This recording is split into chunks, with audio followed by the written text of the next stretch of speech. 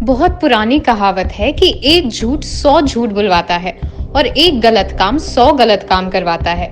नरेंद्र मोदी और भाजपा ने मीडिया में अरबों रुपए खर्च करके मोदी की 56 इंच की छाती की एक झूठी इमेज तैयार की है।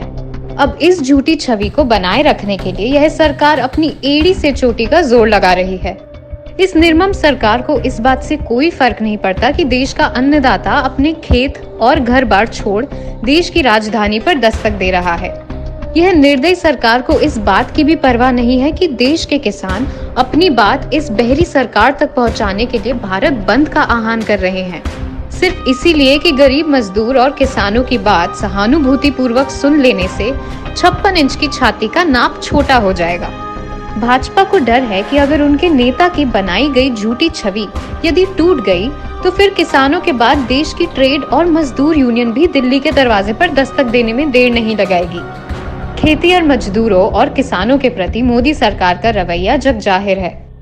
इतिहास गवाह है कि कैसे 2015 में मोदी सरकार किसान विरोधी भूमि अधिग्रहण बिल लेकर आई थी और कांग्रेस के प्रचंड विरोध के चलते उसे यह बिल वापस लेना पड़ा था। देश की 70% आबादी खेती किसानी से प्रत्यक्ष या अप्रत्यक्ष रूप से जुड़ी है। आदरणीय प्रधानमंत्री जी, आपकी 56 इंच की छाती और आपको आज तक मिले वोट इस आबादी के सामने कहीं नहीं ठहरते। मोदी जी, देश के किसान की सुनिए, यह भारत देश की आत्मा है।